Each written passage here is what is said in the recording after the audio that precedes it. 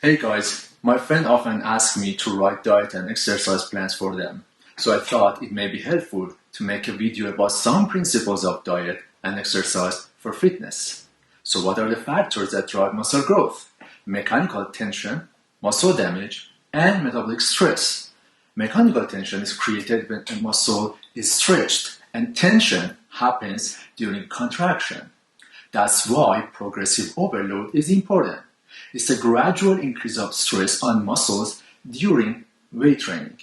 You don't need to increase the weight or reps every time, and that's okay. There is still other way to apply progressive overload, such as adding an extra set with the same reps and same weight. A rep or repetition is a single up and down movement. A set is the number of reps of a specific exercise, like 3 sets of squats with 8 reps. Swapping out for a new exercise and starting that overloading process again is another way to boost your performance. Muscles won't grow if you aren't pushing it hard enough. The scientific community still debates about how hard you should push each set. A small group of experts say that we should almost experience muscular failure, which is an inability to complete another rep despite the maximum effort. You can either lift heavy weights for low reps or light weights for high reps. As long as you are taking sets close to failure, you can maximize hypertrophy using high reps or low reps or a combination of both.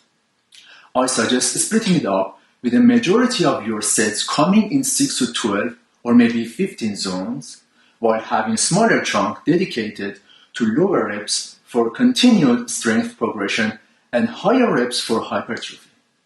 When we lift a weight heavy enough to create active mechanical tension within the muscle, it's called the stimulus. The stimulus is sensed by mechanosensory, which feels that muscle is being pulled into tension and passes that signal on. From mechanosensory, a signal gets sent to a molecule called mTOR, which is primary cellular growth regulator. It's responsible for making muscle tissues bigger. When I started, I was influenced by Dorian Yates, so I would lift to failure all the time. Now I try to lift to failure about 10% of my workout. So the second factor was muscle damage, which is physical damage to muscle, like micro tears. It could be responsible for delayed onset of muscle soreness that you can feel in the days following training. Early in a training program, you feel lots of muscle damage. This could be why you get sore when starting a new exercise plan. There are some techniques that can lead to more muscle damage, such as focusing on eccentric, which is part of weightlifting movement that muscle stretches. For example, when you do bicep curls, the stretch is when you lower the weight. Pay attention to mind-muscle connection.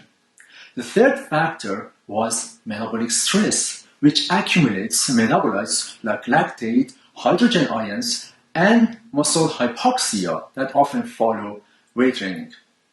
Keeping the rest time between sets about 1 to 2 minutes and lots of volume increases the metabolic stress. Volume refers to the amount of work you do, and this is calculated as the number of sets time number of reps time the amount of load.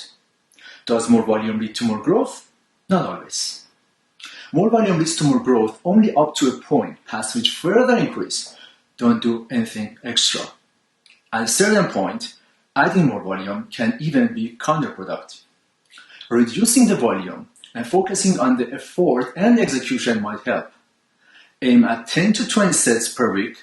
I do 3 exercises, each 3 sets with 8 to 12 reps per muscle group.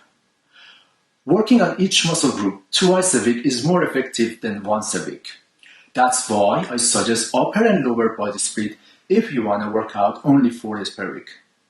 I rest 1 minute between each set and my workout is completed in an hour. I go to gym 6 times per week, pull, push, legs, rest day. In the push workout, you train all the upper body pushing muscles, which are chest, shoulder, and triceps. In the pull workout, you train all the upper body pulling muscles, which are back and biceps. When it comes to muscle growth, there are no mandatory exercises. After mastering the basics, that's good to experiment with different movement and movement variations. Other exercises cause growth in different regions of a muscle. That's known as regional hypertrophy. You make significant progress without implementing all these factors once you start by just lifting weights and eating protein, like 1 gram per pound. When I started lifting about 15 years ago, I didn't know much about bodybuilding, yet I made lots of progress. It's called newbie gains. After about 6 to 12 months, you need to put more effort into building muscles. I don't follow a specific exercise plan, I just make sure to train all different muscle parts and angles. By the way, I see people do abs workout every day, which is ineffective. You can't burn fat locally. I just work out my abs once every 2 weeks. Your ab muscle gets hit indirectly during other exercises. Let's move to diet tips. At least 20 grams of high-quality protein should be included in each meal. And the high-quality protein sources are eggs, beef, chicken, whey protein, casein protein, and meat protein powder. I usually go for 40 grams of protein per meal.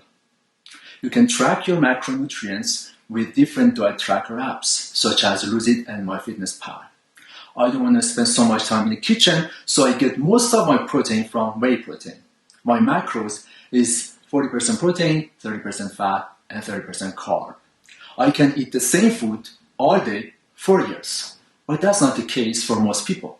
So your meal plan needs flexibility, making a diet more enjoyable. Start by calculating the calories and don't stick to one list of meals. Although the pre-workout meal is critical, you shouldn't eat a large meal before working out. It takes about 2 hours for your body to digest a meal. I recommend taking multivitamin, fish oil, and creatine, and also whey protein supplements. There are other factors that are as important as diet and exercise, and they are sleep, rest, and avoiding stress. Muscles grow when you're sleeping and resting. If you don't get enough night's sleep and have a stressful life, your muscles won't grow regardless of your diet and exercise. Lack of enough night's sleep and stress lower growth and testosterone hormones while increasing cortisol, which causes muscle breakdown. If you go to the gym and then go for an hour bike or run after a workout, your muscle won't get enough rest to repair and get bigger. Okay guys, let me know what other fitness related subjects you are interested in. Take care everyone. Bye.